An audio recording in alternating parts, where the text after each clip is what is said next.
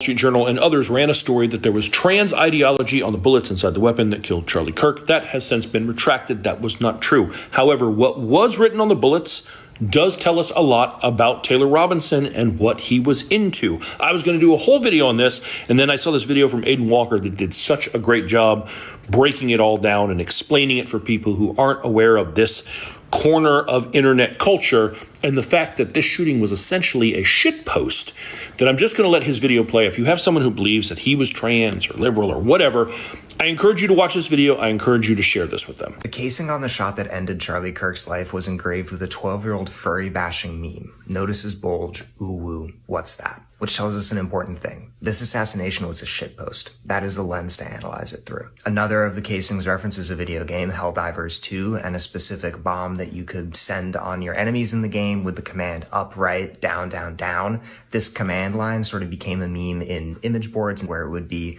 deployed to kind of represent, ending an argument, but almost more so as just like, if you know, you know. And that sort of signals the in-group there. Another of the 4 casings references Bella Ciao, which is an Italian anti-fascist anthem from the World War II era that has stuck around and remained very popular online. It's been used both in left and right-wing political contexts, and it's used in a lot of video games. And then the 4th and final shell casing was engraved with, if you're reading this, you're gay, LMAO. This was a shitpost. It was designed to be maximally disruptive and incomprehensible, cloaked in layer upon layer of irony so that nobody would know what he really meant unless they were our guy. This performs a kind of nihilism that plays really, really well on particular image boards and Discord servers where this guy spent most of his life. And I say most of his life because that furry meme is from 2013. He was 10 years old when it was first posted and became popular. He, like you and I, grew up alongside this part of the internet that trickled out through the other platforms that we went on and has actually informed and driven a lot of our politics. Half of the administration right now is content creators,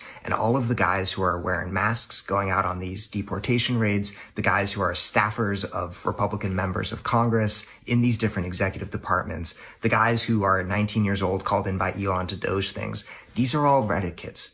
These are all guys who were on 4chan in 2013, laughing at that furry meme. Now, the question everybody's asking is, was this kid a groiper? And the question everybody's parents are asking is, what is a groiper? So groipers are the most extreme fringe of this kind of image board nihilistic culture that I'm talking about.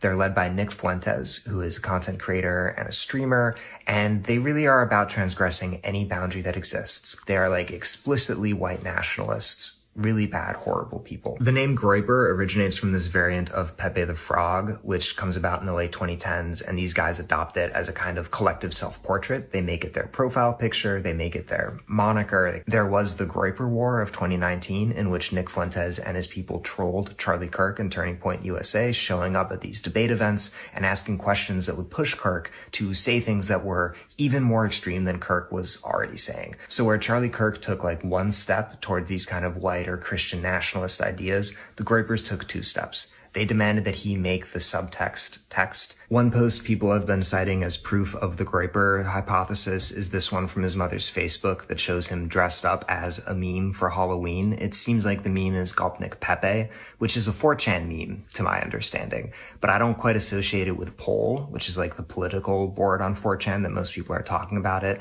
I see it more as like a K meme, and sort of like a rare Pepe type thing. But again, like many Pepe or Groiper memes, the core of this is a lonely male figure in sort of an immiserated landscape looking sad. And that's part of the story I wish more people were talking about. What's driving our political violence isn't just polarization, where one side is getting more radical and kind of undermining democracy, nor is it algorithms, like some have said, that are like pickling the brains of young people.